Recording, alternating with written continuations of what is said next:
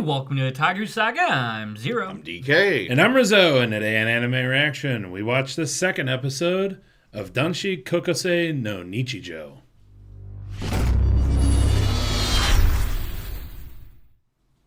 If you want to check out our reaction to the second episode of The Daily Lives of High School Boys, hit that link in the description below. And be sure to give us feedback in the comment section because we love hearing from you. And as always, if you like what you see, subscribe to Otaku Saga, and don't forget to like and share our videos. And thanks for watching.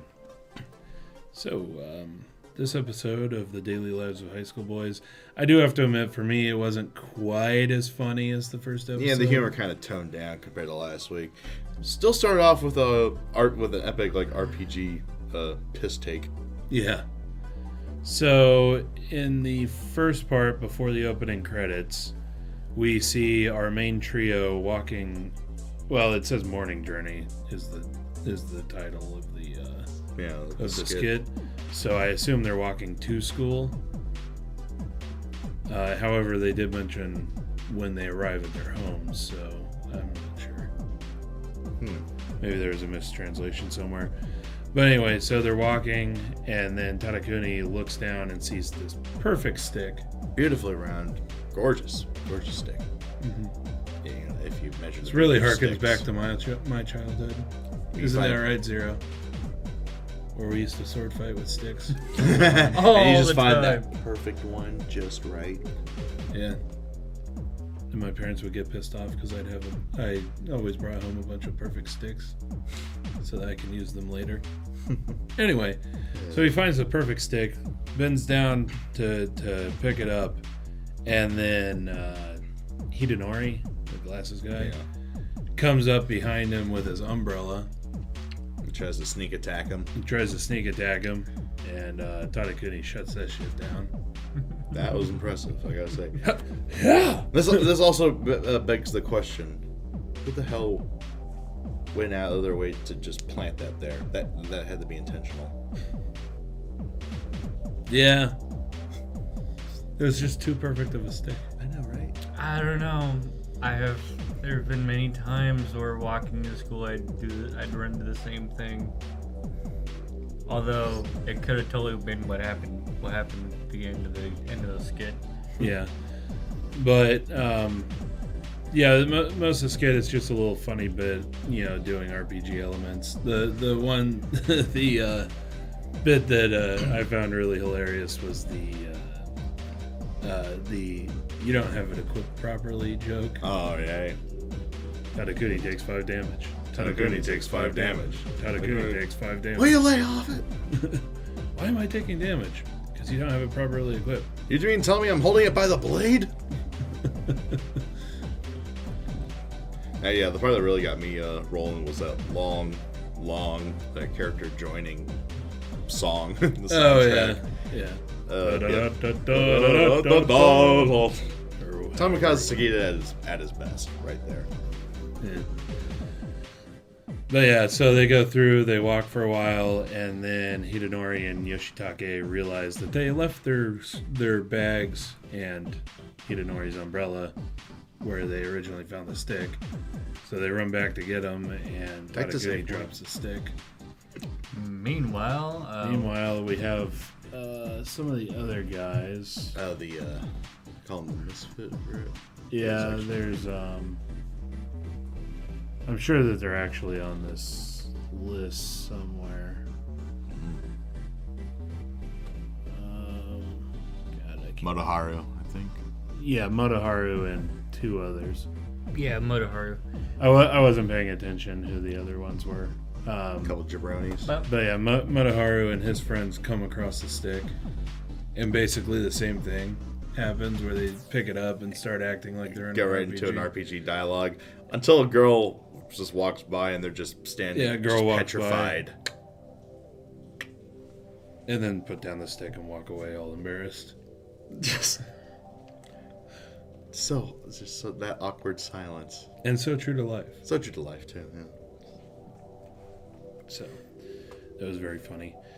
Then the second part, right after the opening credits, was the convex mirror girl. Oh God! So I guess Tadakuni works part-time at a pizza place. Tadakuni and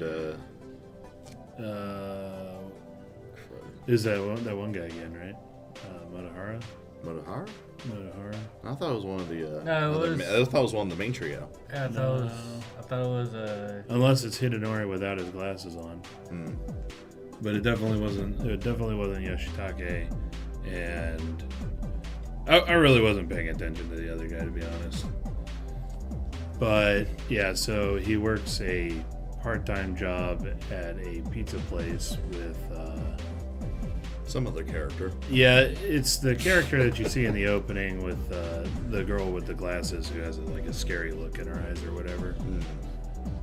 But yeah, the song just says part-timer. Oh, is it? I don't know, maybe. Anyway, it doesn't really matter. Okay. There's so many characters in this. Anyway, so Tadakuni, kind of just one of those conversations that you have with coworkers where it's like you're just trying to pass the time. But he asks her, what high school girls find attractive about high school guys. To which she basically replies, looks. The obvious. The obvious. Rules 1 and 2. Yeah. But yeah, then the conversation ends up turning towards. we need to find you numbers for those rules. They overlap. Again, those are the rules of anime. Yeah, they're not actually rules of anime. We were talking about the rules of attractiveness. We need to actually make this. We do need to codify the rules of anime. But yeah, basically the conversation turns out to where I can't remember exactly how it turned to where she goes and grabs the mirror and lets her hair down and takes off her glasses. Or why they even have a convex mirror at a pizza joint. Because. Anyway, so she grabs a mirror, lets her hair down, takes off her glasses, and then opens her eyes all the way. And goes completely from like scary to Complete moe. moe. And I gotta say, the guy's reaction was hilarious. That's exactly what my reaction would have been. Right. I think they maybe they overreacted, wanting to meet the girl in the mirror again. The funny part, or the really funny part was when they're walking away to go deliver the pizzas, and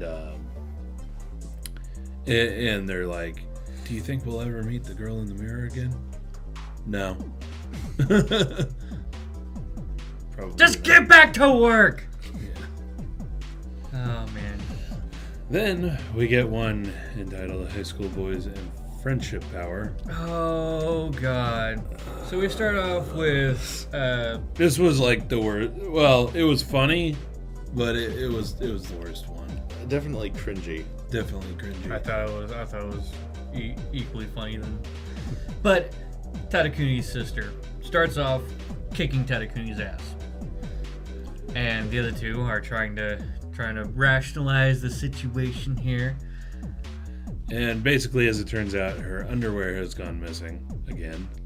And of course, they gotta blame, you gotta blame the brother and his any friends. company. They're there. So Tanaka decides that he is going to attempt to alleviate the situation. But as he starts defending his friends, well, He like turns and glances. yeah, he sees a bra. Yeah, under it sees the shirt. Hidenori wearing a bra underneath his shirt. And just his face is like, really, dude? Bruh. Really? But yeah, so then they go to stake out the drying rack for the clothes.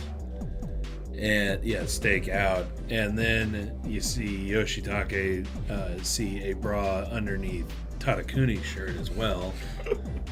He's like, "You guys totally stole it." So he goes, takes a break, walks down to the riverside. Apparently, it takes a whole day to think about it. Right? Because yeah, he goes to the riverbank at sunset, or is it always just sunset there, just for the dramatic scenery?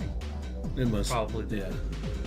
Well, it's perpetually Twilight Town over there. Nice reference. Doubly so because it's Square Enix work. Very Indeed. nice. That'd be heaven. That'd be heaven for me. Twilight Zone. Yes. Anyway, I think that we do see like literary girl in the background. Probably. Yeah. She seems to always be at the riverbank. And he goes into this really deep meaning of friendship. What would a true friend do? Beat the crap out of them and teach them a lesson. Wait, no, that's not right. Then zoom back over to the laundry rack. He decides to stand by his with friends. Them. What a bro. Goes full on Shimonetta panty head. And as soon as it happens, the other two are like, "Gotcha!" And they basically sell him out. He ends up taking a flying kick from the little sister. Dynamic entry, dynamic exit. And then sells them out. You bastard! It's only still a 2! But yeah, so hard that he ricochets and bounces like a couple houses over. Right. Damn. Oh, man. Then we get the Literary Girl 2 bit. But so we have it was actually that other guy this time. He's like almost all the way down the list on here, so I keep on having to scroll down to find his name. Motoharu. Yeah, Motoharu. So this time we see the literary girl sitting on the bank of the river, and she's just reading, and you get the wind blowing again, and then Motoharu walks up behind her and says the corny lines about the wind again, Which embarrasses her and excites her all at the same time. Make her moist. Probably. Probably. And then she turns around and he realizes that he got the wrong person. And the scene was going so well too. And he delivers the line, acts all cool, just walks off. I got the wrong girl! I'm so embarrassed! Turns out he was looking for his sister, who was at the convenience store. Convenience store ruins everything again. Why would he be saying those lines to his sister, though? No, I think what funny, happened was he walked up to the girl, realized it was the wrong girl, and then had to make an excuse on why the fuck he moved up there. That makes sense, actually. Okay. I've done that. Wait, something in this series actually made sense. I've done that. Go up to the wrong person, try to be smooth, just walk away. Then feel Got the wrong person. Actually, what I did was I asked him what year was it. It worked! It worked! And then walked off. Classic. Then we get a bit of the high school boys in the traditional events, which is basically we see the main trio about to leave school. They get stopped by a member of the student council. Yeah, It's very scary eyes. Karasawa. Yeah, Karasawa, the guy who always wears the hat. But very low and just... Yeah. So, yeah, basically stops them and is saying, "Hey, you guys need to come with us to do the community cleanup event." And they're trying to weasel the way out. Yeah, they're trying to weasel their way out of it. So they look at the student handbook and they look at all the events in the school. And one of the events for the school is a 70-hour fast, as in not eating for 70 hours. And so, yeah, they make the excuse to go to the principal to see what the hell's that's about. Yeah, and I thought they were just going to ditch Karasawa, but no, they actually go to the school principal. With Karasawa. And ask what that's about. And I thought it was so hilarious, the hearing the school principal's thought, "I've only been a principal here for 3 years. Hell if I know. How the hell would I know?" So then he makes up some epic story about how 1984. in 1984 the school wasn't getting very many students, and then the principal then went and pleaded with the prefectural council for like 70 hours, and the 70-hour fast is kind of a tribute to that. is a tribute to that. And then they look at the student Kurosawa looks at the student. The other three are believing him. Oh yeah, they're totally they buy buying it it. hook, line, and sinker. I gotta say, that principal, expert bullshitter. Yeah. And then Kurosawa. Hey, the school was founded in founded. 1989. Sudden anime fall, just Hilarious comedy anime fall. no. Oh man. Yes, the principal is a master bullshitter. Epic. No, well, all right, maybe not so much that as as much as the three guys being totally gullible. Well, they are pretty idiotic. The next one was the bully one, right? Yes. Yeah. The next one so- is the high school boy in the childhood. Motoharu. Yeah, Motoharu and his older sister. Yeah, so I assume that they're walking home and they're talking to each other and saying how like, oh yeah, one of my friends has a sister and they fight all the time. Mm-hmm. Yeah, they're basically remarking how close they are. Yeah. And another one had, and by the way, these friends are our three main dudes here, so they all have sisters. Yeah.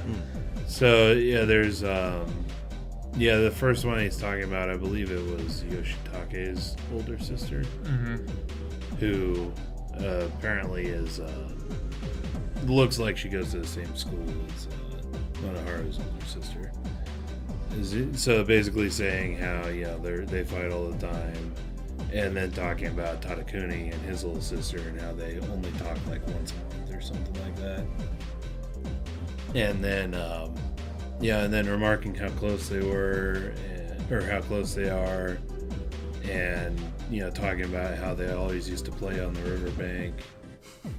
And his older sister remembers the game that they used to play where she'd grab him around the Put him in a full Nelson. yeah, basically put him in a full Nelson and then spin while going down the riverbank. He's like, I really don't remember that. And then so basically she's like, oh, let's go ahead and do it right now. Maybe you'll remember. To which I said, good fucking luck. And basically it mirrored that right in the anime, because it's like, well, given our size difference now. Good luck. Yeah. Next frame. She totally I remember! she totally pulls it off. And He remembers. he remembers that the whole reason why they were spitting in the first place was because his sister was bullying him. Yeah. I remember now. She used to bully me all the time. Childhood. Oh, man. Then the next part we get is the high school boys and the ghost stories, part 2. These were, I think, even less scary stories than before. So it starts out with, I believe, Hidenori talking about when he was like, it was Hidenori. When he was like, doing grooming or whatever, and he sees a white eyebrow hair that had grown up to 3 centimeters. It's not the worst way to find a white hair. No, definitely not. But finding white hair is very shocking. I guess, especially if you're that Especially young. if it's your first one. It's like, what the? Oh shit! The end is near. Mine happened to be one that was right here, and it was. I've always had long hair, so it was really fucking long. Mine just started falling out. I actually don't think that I found a white hair yet. That was probably the scariest story ever. Right. However, Actually, I don't know. then Yoshitake follows up with a story for that was a painful. That's story. more. That's again. Actually, that's another painful story. So he follows up. He's talking about how he was, using Washing some his face face. cleanser, Scrubbing really like hard. really vigorously. Then and he just like, accidentally sticks his pinky up his nose and basically gives himself a nosebleed. a very minor one. Yeah, basically the nosebleed starts and then stops like almost instantly. Totally true story. How scary. Yeah, right. It That sounds sounded painful, but like heard an echo through his brain or something like that. then the outcome of absolutely nothing happening Yeah, just killed it. yeah. Which is the point, really. But And then Tadakuni follows up with another made-up story Master Troll. where he's talking about one time he saw Kawamoto with his hat off, and it was what do you say, like hilarious or something like that. Something. I He just can't really say. Yeah, he probably doesn't want people to know. And then it's revealed that they had invited Kawamoto over to hang out. So the other two go out to ambush Kawamoto, and it turns out Kawamoto's already being ambushed by Tadakuni's little sister, who was listening in on the story again. And once again, the punchline. I guess it's too late to tell him I made it up. I feel a running gag coming on. Indeed. So then after the ending credits, which was basically A school play it was like a on crack. do-it-yourself tune of a school play where it was ridiculous. Yeah. Some of the costumes, though. We had a guy dressed up as Vegeta. Yeah. I think that says it all right there. Yeah. But yeah, so after that we get the daily life of a lady. And basically it shows this really rich girl with three butlers, and she doesn't want to get up and go to school. So she has them all come up with excuses. And I can't remember all the excuses. Like the first set of excuses was like, Tell him you have a cold. Tell him you have a cold. Very No, good. that's too common. That would never fly. Tell him your dog died. No, you can't get out of school for that. And then the third one, Tell him your false tooth fell out. tell him your false tooth fell out. I don't have a false tooth. And of course, as it turns out, the She most does. ridiculous one. She does. Because as it goes through them all making up stories. Well, it starts off. Don't yell so hard. Your false tooth will fall out. But yeah, That they was always the very keep coming- First thing that happened. They always keep coming back to the false tooth. Well, that one guy keeps coming back Or, with a yeah. false tooth. But yeah, so as it progresses, she keeps getting more angry and starts yelling at him, and then her false tooth falls out.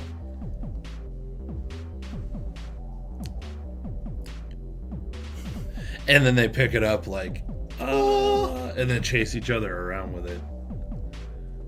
Don't You know touch what? me with that shit. You know what? Screw I'm it. just going I'm to going to school. I don't want to be around you idiots anymore. Where's my fix-a-dent? Can't forget that. Right. Oh my god.